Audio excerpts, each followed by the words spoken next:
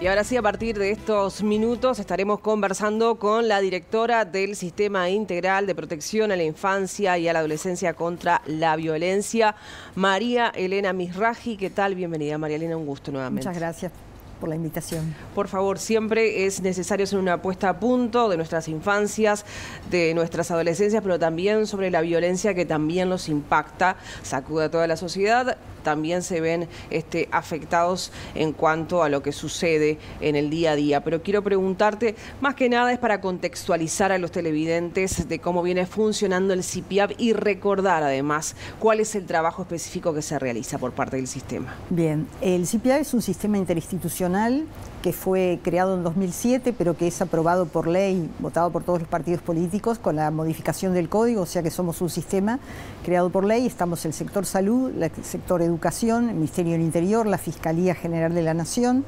obviamente el INAU, que aparte es quien lo coordina, y todos los actores que en alguna medida tenemos que ver con el tránsito, digamos, de la atención de los niños, niñas y adolescentes que sufren violencia, también la sociedad civil, organizaciones de la sociedad civil que tienen convenios con INAU para la atención de niños y niñas víctimas de violencia. Ese es el conjunto del CIPIAV. Nosotros tenemos instancias territoriales, tenemos más de 35 comités de recepción, que tiene que ver que en realidad en cada departamento, hay algunos departamentos que tenemos dos, somos conscientes que alcanza, no alcanza, deberíamos tener más lugares de detección de las situaciones de violencia. El tema que, bueno, no siempre tenemos los recursos humanos necesarios a nivel de todo el país para poder dar esa respuesta.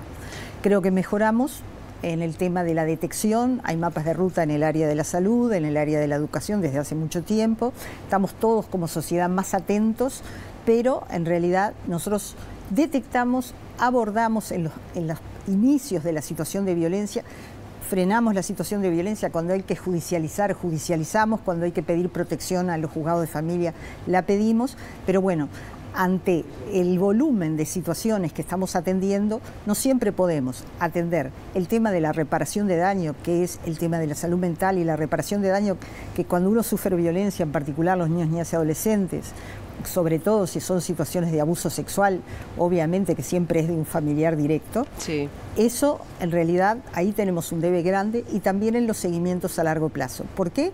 Porque si tú ves, nosotros en el primer semestre de este año atendimos 6.956 situaciones, 300 situaciones más que en el primer trimestre del año pasado.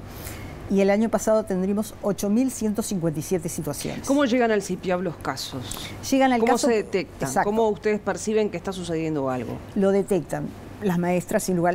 Los centros educativos, en el caso de los niños... Son denuncias que no tienen por qué pasar por vía judicial previamente. No, correcto. Es detección, no es denuncia. Por lo general, sí, una maestra, un profesor, un adscripto ve una situación de violencia y enseguida acude a los equipos técnicos, y en definitiva siempre planteamos que hay que trabajarlos con varios equipos técnicos en la interinstitucionalidad para que uno solo no tenga solo una mirada de la situación. A partir de ahí se empieza a trabajar, a hacer una evaluación de la situación familiar, y también es muy importante, y me parece que eso es un cambio bueno en Uruguay, a partir de la modificación del Código de la Niñez y la Adolescencia, nosotros tenemos que le creemos a los niños. Nosotros no ponemos en tela de juicio la palabra de los niños cuando nos dicen que están sufriendo violencia. Después, obviamente, en los procesos judiciales, en realidad se verá o no si se encuentra un culpable, pero para nosotros un niño que dice que sufre violencia ya es un niño a ser atendido, y para nosotros es una víctima. Entonces, bueno, ahí se empieza a trabajar los equipos de escuelas disfrutables, los equipos de territorio de INAU, los equipos sobre todo del primer nivel de atención de salud, también las mutualistas, más allá de que hay cosas que tenemos que ajustar con el sector privado, porque el sector del Estado está como más aceitado. Ahí empezamos a detectar, y ahí se desarrollan las estrategias de atención. Con la familia, vemos si esa familia tiene en realidad referentes adultos protectores, porque siempre debemos pensar que ante estas situaciones el tema de que los niños ingresen a protección del Estado y no puedan estar con sus familiares es una revictimización de la situación de violencia. También el tránsito por la justicia, no es una situación fácil para los niños, o sea que en eso hay que acompañar. Por eso a veces dicen, dijo una cosa la maestra, después no la dice en el Poder Judicial. También estamos hablando de niños 5, 6, 7, 8 años, claro, que muchas veces dicen cuestiones que le están pasando en el ámbito intrafamiliar. Entonces nosotros creemos que sí, que en realidad no podemos medir porque necesitamos una encuesta de prevalencia, si aumentó o no la violencia, pero sí sabemos que detectamos más situaciones de violencia porque también hay una conciencia mayor, que en realidad muchas veces vienen con una agudización de los problemas más graves, de muchas vulnerabilidades. Por ejemplo, la vulnerabilidad social es una vulnerabilidad muy importante que atraviesa también las situaciones de violencia. Cuando tenés carencia de vivienda, cuando tenés determinadas, digamos, privaciones. Son los contextos críticos, los vulnerables más afectados, siguen siendo ellos. Lo que pasa que también es cierto que en realidad los sectores sociales o las clases sociales más vulnerables tienen un ida y vuelta con el Estado mayor que las clases medias o clases medias altas, que también a veces tienen otros recursos como para poder abordar estas situaciones si se dan dentro del ámbito familiar. Pero nosotros en realidad creemos, porque lo vivimos con el sector privado, sobre todo de la educación, que tenemos que tener como Estado una intervención en esos sectores también, porque si no, esos niños, niñas y adolescentes, por más que sean de clases sociales más favorecidas, quedan muy solos. Marilia, mencionabas que es necesaria una encuesta de prevalencia. ¿Qué es lo que impide hoy día que no se realice para tener con más, de una forma más tangible los datos de la realidad? Bueno, se hizo en el 2019, se terminó en el 2020. Y disculpa que te interrumpo, porque como periodistas, como comunicadores, vemos con más frecuencia casos de niños que se ven expuestos a violencia.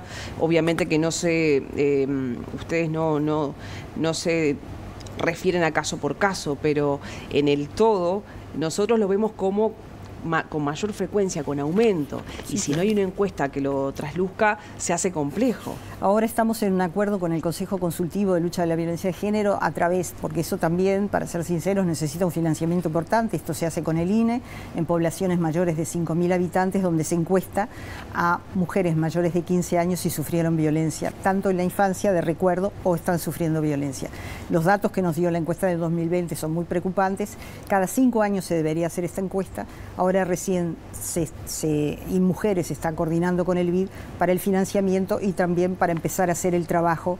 Nosotros vamos a conformar una comisión para hacer el trabajo de los formularios para que en el 2026 podamos tener una nueva encuesta de prevalencia, porque a nosotros nos dio más de 260.000 hogares donde había niños que sufrían violencia o que eran partícipes de la violencia de género, que es otra forma muy importante de violencia hacia los niños. ¿Ven con preocupación que se detecten casos que tienen que ver con daños colaterales de situaciones que muchas veces no tienen que ver directamente ni con la familia ni con los niños, pero que de todos modos sufren las consecuencias? Me refiero a casos de balas perdidas, a situaciones en barrios conflictivos por narcotráfico y demás. Totalmente. Nosotros estuvimos trabajando en la interinstitucionalidad para tener protocolos. Obviamente que las situaciones de violencia, digamos, violencia urbana, como se llama ahora, en realidad afecta a los niños, nosotros y a las niñas y a los adolescentes. Tenemos que pensar que en una sociedad siempre los polos, los adultos mayores y los niños, niñas, adolescentes son los más vulnerables. Entonces, en alguna medida debe haber políticas y el Estado debe tener como una priorización de esos sectores para la protección. Entonces, ¿qué pasa? Cuando hay violencia en los barrios, obviamente, lo que hemos visto, ahora que tú estabas determinando una situación de una bala perdida, es tremendo para la vida de un niño, porque no solamente es la herida física, sí, claro, sino es el impacto emocional que eso implica para él y para la comunidad. Porque nosotros pensemos que en una escuela, en un liceo, haya un compañero de alguno de la clase que le pasó esto. Eso impacta y nosotros debemos trabajar esos impactos y sobre todo debemos trabajar, sin lugar a dudas, en las áreas de prevención de estas situaciones de violencia cuando ya están instaladas y en las causas que la producen, porque no solamente es un tema de represión policial, sino de buscar las causas que en definitiva producen estas violencias en los barrios. En el caso de violencia de género, generaciones, ni hablar, que tenemos que trabajar sobre las causas, pero en este tipo de violencia que desgraciadamente nos está atravesando como Uruguay, también debemos pensar cuáles son las causas, cómo trabajar en el barrio, la presencia del Estado, en realidad, como para trabajar con esos jóvenes, niños, niñas, adolescentes que por momentos no encuentran los rumbos y los rumbos son rumbos equivocados. ¿Y hay voluntad política para alcanzar todos esos objetivos hoy, bueno, ahora hoy por hoy? Estamos, hoy no se puede, pero bueno, se votó una ley, por lo menos para primera infancia, donde acordaron todos los partidos políticos. Esperemos que esta situación, que es una situación grave, seamos conscientes todos de que tenemos que, en definitiva, abordarla. No solamente los técnicos que trabajamos, porque también la debida diligencia del Estado también necesita recursos financieros y también lineamientos políticos más claros. Nosotros, otro de los temas que también nos preocupa es que nosotros año a año estamos teniendo niños muertos por violencia vicaria. Este año tuvimos 4 niños muertos por violencia vicaria. Esto es, en realidad, la violencia de género, una de las formas más crueles de violencia de género, porque en definitiva es la muerte de los hijos para causar daño a su madre.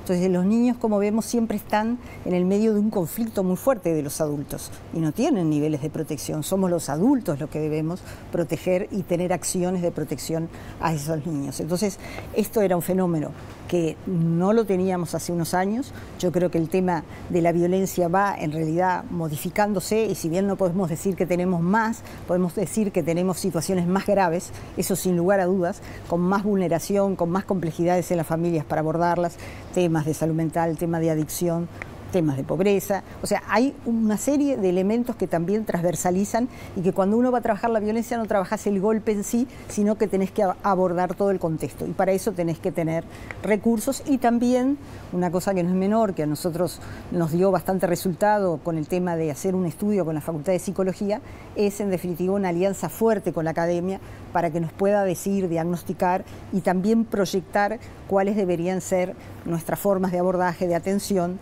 porque, insisto, todo se va modificando y nosotros también debemos repensarnos para poder dar respuestas mejores. Por supuesto que nadie pone en tela de juicio lo que se viene trabajando, más allá de la falta de recursos, pero cuando uno observa situaciones de abuso sexual en centros con menores, mejor dicho, que son de centros de INAU o en casos intrafamiliares, realmente preocupa, porque son lugares donde uno piensa que son lugares en los que no debería suceder y sin embargo sucede. ¿Cómo toman el abordaje sobre estos casos particulares? Yo sé que no hablamos en macro, cuando se dan en situaciones donde los menores deberían estar contenidos por la asistencia que allí se brinda y no sucede. Bueno, ni hablar, ahí lo que se hace por lo general es primero que hay todo un tema legal, que eso ni hablar en cualquier institución donde haya un abuso de niños, ni hablar, y después, bueno, como siempre, el abordaje y también tener presentes los protocolos que deben funcionar, que tienen que ver en realidad cómo en un centro de protección, en definitiva, no haya quienes puedan abusar o maltratar de esos niños ni adolescentes. No hay forma de detectar ni de filtrar quienes trabajan ahí. Bueno, en realidad, ¿no? En definitiva... O ser más exigentes en los ingresos de personal. No se me ocurre el momento. Sí, totalmente. En realidad está el nivel educativo, también es cierto, de cómo en realidad el proyecto de ese centro es el proyecto protector, cómo los otros compañeros también son parte en realidad de la protección de los niños y todos cómo protegemos a esos niños. Después, ¿qué sucede? Obvio que tomamos las medidas. El tema es qué tenemos que hacer o cómo podemos hacer para, y en el caso concreto de INAU tiene un mecanismo para prevención de la violencia intrainstitucional. Pero bueno, a veces esas cuestiones fallan, creo que en definitiva tenemos que ajustar mucho más. Otra de las cosas que también me preocupa siempre hablando de esto, que muchas veces nos referimos obviamente ni hablar a las víctimas, pero también en alguna medida tenemos que entrar a focalizar los victimarios. Sí, claro. Y cómo culturalmente, porque por ejemplo, en las situaciones de explotación sexual de niñas y también de varones, en realidad, bueno, ¿quiénes son los explotadores? ¿Cómo en definitiva nosotros, en realidad, aparte de abordar ni hablar a las víctimas, decimos, bueno, esto no puede pasar porque está instituido en esta sociedad y nosotros eso debemos modificar, esa lógica de que haya adultos, en definitiva, que puedan y que mantengan relaciones, así sea con sectores muy vulnerables, porque también se aprovechan de esa vulnerabilidad, ¿tá? Como de niñas cuando son en el abuso intrafamiliar. Y hablando de vulnerabilidad, y ya para culminar, no quiero pasar por alto este dato que tiene que ver con las redes sociales, que también desde el anonimato se vulneran derechos de niñas, niños y adolescentes. ¿Cómo cotejan todo esto en base a lo que puede suceder en redes sociales cuando está oculta la cara del victimario, en este caso, como tú bien decías? decías. Nosotros tenemos, junto con el Ministerio del Interior, un grupo de trabajo y tenemos detección, pero también es cierto que para nosotros, y para ser sincero, a nuestra edad, eso lo manejan mejor los adolescentes y los niños que lo manejamos los adultos que trabajamos con ellos. Por lo tanto, nosotros con UNFA, con el Fondo de Población de Naciones Unidas y con la Facultad de Psicología, es más, estamos haciendo capacitaciones, hicimos ahora, anteayer en Carmelo, hoy se hizo en Salto, ayer en Paysandú, para que los técnicos que trabajan estas situaciones tengan los elementos para poder determinar y detectar esas situaciones. No es una situación fácil, es un nuevo desafío, por eso digo, la violencia va adquiriendo nuevas formas y tenemos que estar preparados para ello. Tenemos que tener los elementos, pero también la capacitación necesaria para dar respuesta. María Elena, ha sido un gusto, siempre quedan cosas en el tintero, obviamente es un tema que nos sensibiliza, así cuando hablamos que la pobreza tiene cara de niño, niña y adolescente y de mujer también, cuando hablamos de casos de violencia en los menores, por supuesto que uno siempre se replantea cómo abordar y encontrar soluciones, sabemos que no es sencillo, pero ojalá a corto o mediano plazo se logren esas soluciones al menos. Muchas gracias por tu tiempo. No, gracias a ustedes por el espacio. Ha sido muy amable. Es tiempo de una pausa en BTV Noticias. Regresamos en instantes.